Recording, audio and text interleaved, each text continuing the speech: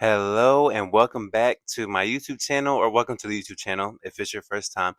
My name is Gabe. I freaking love music, and yeah, today we will be talking about Brent Faiyaz's new album, Icon. So Brent Faiyaz is back with this new album for us, and Brent has been someone who has been making a name for himself in the R&B scene for a while now. He really broke onto the scene back in 2016 when he featured on Gold Link single "Crew." And he was a real standout. He had a really unique voice, especially at the time. We really weren't seeing anybody who, especially of men, that were having as interesting of a voice as he did. So he was a real standout on that track, and then since then, people have really gravitated towards him. So soon after that, later in 2017, he would release his debut album, Saunderson, which really solidified himself like even further into the R&B scene of like, oh, this guy, he might be here for a while because people really loved it. And then he would release some following EPs and following projects that also people fell in love with easily, which is really easy too because again, he's got a very nice voice, a very gravitating voice. Um, so yeah, people have really loved this stuff. And personally, I have been a big fan of Brent's for a really long time now. Yeah, I just again it's his voice, it's the way that he says things, the way that he projects it. um so yeah, I've been a really big fan of his of his now. um so yeah, he's very good. So in recent years, Brent has released some pretty good projects. Like back in 2022, whenever he dropped Wasteland, which really pushed him out even further. I feel like he was already on the scene because of Saunderson and because of like Fuck the World, like his other EPs and stuff.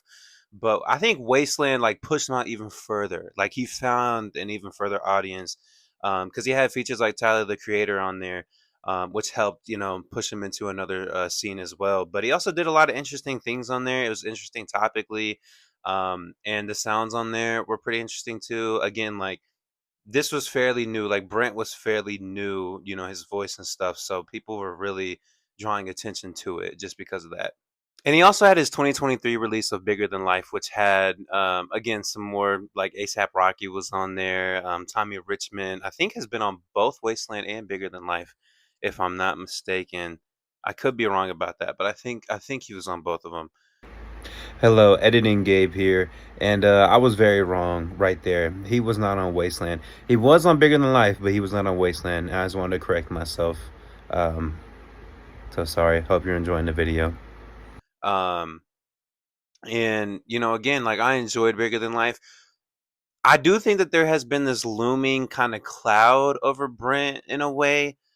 Because I feel like he has kind of been in like this black hole of just like repetitiveness and just not switching things up. I will say because, and I really started to notice it in Larger Than Life. I mean, it's really been a thing for a while, but I was hoping with the release of Larger Than Life, we'd see some type of like different direction, sometimes some type of like experimenting, or just trying anything new at all. And he really, he really hasn't to this point. A lot of his stuff has just been kind of the same. You know what I mean? Sonically, a lot of his stuff topically, to the point where like his in between songs, the ones that don't get a lot of push, mainstream wise or within his fan base, are kind of just like whatever songs because a lot of them are just all the same, if that makes sense. Now he also has his collective group called Sonder, um, which I really like him more on because I mean it's really just Brent, but just with like S tier production. Yeah, they make some really good. They make some really good stuff. I wish that they would do more together. They don't have a ton. I think they have one album and like maybe one or two EPs together. But I mean, they're all really good. Like Brent is, it's obvious that like the chemistry there is just awesome. But yeah, they haven't made music together in a while. I hope that they can get back together soon. Um, but yeah, even back then, like Brent, like lyrically and vocally, wasn't offering anything different from what we know him to do. So yeah, like I said, I just think he's been in this, like, he's kind of pigeonholed himself in a way where he's just put himself in this one box, and it's hard for him to break out of it. So yeah, I just think like for fans, it's easier to kind of like tune out and not want to pay as close of attention whenever you're just hearing stuff that just sounds like, you know, stuff you've heard before, but worse. Or maybe it's like a little bit better and you can take some things away from it, but you can't take too much away from it. So that's been like a problem in my opinion. And I do think for this LP, like he's taking steps in the right direction, but there's still a lot of overlap that happens. Now, the focus of Icon is a little bit different than what we're used to seeing from him, where like we're used to seeing him being toxic and like the bad guy in like relationship scenarios, um, and him like kind of showing it off, like being proud of it. And now he's more focusing on, the loving side and like being more vulnerable. But it just still feels like lyrically we're not getting anything different or like a step up from what we're used to seeing Brent, or like what we have seen in the last couple of years with Larger Than Life and with Wasteland. It's not bad at all. It's not bad at all. It's just like it doesn't stand out though. You know what I mean? It's not like I'm listening to this and this is like, oh, this is a unique experience. This is just Brent Faiyaz, and he's not really experimenting at all with his voice. I mean, he has, kind of found his little niche on the last couple of projects, where he kind of tries different like vocal personas, where he, turns his voice up really high, and then his voice sounds a lot higher on certain verses or on certain hooks. And then he also has like a persona where like he turns his voice all the way down, and it's like really deep. And then he uses that on certain verses or certain hooks, or like conversational settings within his music. But other than that, like his natural voice, he doesn't even try to do anything different with that we're used to either. And like overall, like I do like the different personas he has going on, where it's just his normal one and then a high one and then a deep one. But I do think like he's been doing it for a while now to where I don't know, it's kind of growing a bit stale, at least for me. Yeah, I don't think that it needs to be brought up as often as it does, but he kind of does bring it up pretty often. But yeah, this is still a pretty solid project. There are no horrible or bad songs whatsoever, and some do sound actually very good. Like Other Side, which is a very groovy track, and he does his thing vocally on there as well. And it kind of just sounds like a classic pop record that you'd hear from like I don't know, the 70s or 80s. Like basically, if you were to take that and like completely remaster it to sound like today, that's kind of what it sounds like. It's a very good track. Pure Fantasy is also very good. It's a nice, peaceful, kind of more laid back track, and the hook is also pretty catchy. I also really like Have To.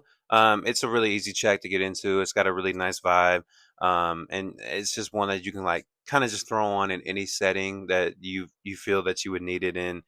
And I know, like I said, that the toned down and toned up voice is getting kind of stale for me, but I do like his utilization of it on Have To, and I do think that he does very well at curating that track for sure. But overall, it does just feel like so many of these tracks on here can just kind of be like forgettable. And like I will give Brent his credit, like sonically, it is a bit different from other projects that we've heard in the past from him. It does seem like he was trying to try something new, but even then, like it's not like too far outside of the box, where I'm like, oh, this sounds completely different, like this is a completely new experience. Um, it like basically like it makes sense to take this step, type of thing. But yeah, I mean, I'll give him his credit there. But yeah, overall, just again, like a lot of the stuff can just be kind of forgettable. But yeah, a lot of the stuff on here is very upbeat R&B sounding stuff. It does sound like he was going for like a very classic pop record, like I mentioned before, like something you'd hear from like 70s or 80s or something, at least on a lot of these tracks. And it is very sonically focused. I do think that you know the instrumentals and the beats, like they make sense, from song to song. I'm not hearing anything and I'm like, this doesn't need to be on here. And even topically he stays focused with the theme of love and showing like a more vulnerable side of him. But I just really think that Brent can just, I think he can give us more. I really think he can do better than this. It's not bad at all. I just think he can do better. And like I even like the concept of Four Seasons, the song, which he uses like four seasons to highlight like the highs and the lows of a relationship. But I think it could have been executed a little bit more creatively. Cause like on the hook of this thing, he says like some days you're hot as July, sometimes you're cold as the wintertime. And like not to be that guy, but like that's only two seasons of like the four seasons. You know what I mean? Like I'm sorry, I'm not trying to be that guy. But like if you're gonna name it four seasons, like bring up fall and spring. And as far as I could tell, it didn't seem like he did. Maybe I'm missing something, but it didn't seem like he did. And I also thought he could have been more creative than just like you're hot as July, sometimes you're cold as the wintertime. I don't know. I could have done without it. Or even like Wrong Faces. It's not a bad song at all. Again, it just feels very similar to the rest of his catalog and the rest of just things that he's given us in the past. He's not doing anything different here. And I also really like the instrumental that starts the album, the first song on the album. I really like that. I think that it's a cool opening. I always appreciate when like artists do something different like that, whenever they don't necessarily do like a singing track or something, but they do some type of like an interlude type of intro. Um yeah, I always appreciate that. So I did really enjoy that for sure. And it definitely contributed to that album experience as a whole. I'll also say that Butterflies is also pretty catchy. But I also just feel like it's not a track that's like gonna stick, like I think because I have seen some people use it like on social media and stuff recently. But I think it's something that like will honestly just be forgotten like within a month or maybe like 2 months. You know what I mean? Like it's not gonna be something that's really gonna stick around in people's brain or anything like that. The World Is Yours is pretty cool and it fits the theme where he's saying there's nothing he wouldn't do for his lover. Um, so it fits like the overall theme of the album. But yeah, other than that, I don't know. That's really all I got. But yeah, there's nothing wrong with the project, but there's just also nothing that really stands out, about it that tells me like, oh, like this is a new Brent that we're getting, or like this is a crazy like Brent, or the like he's really trying something different here. Um, yeah, I mean nothing really stood out as like that great to me either. But I mean, I did overall like I enjoyed it though. Like it's still an enjoyable experience. Again, I mean, I say this every video, but I recommend you go try it out. You know what I mean? Like don't really pay attention to my score too much. I'm just doing this for fun and because I want to. But yeah, I just think he could have given us more overall. But yeah. So for the score of this album, I will be giving it a 5.7. But yeah, like I said, don't pay attention too much to what I'm saying. If you enjoyed the album, great. Go listen to it. If you haven't heard it yet, don't take my score into account when you listen to it. Listen to it with your raw emotions. Just let yourself decide on what you think it is. But yeah, I will be giving this one a 5.7 personally. Nothing too crazy, but yeah. But anyway, thank you for watching this video. I really appreciate it. You guys are awesome as always. And I will be seeing y'all in the next one. So stay tuned. Thank you. Peace.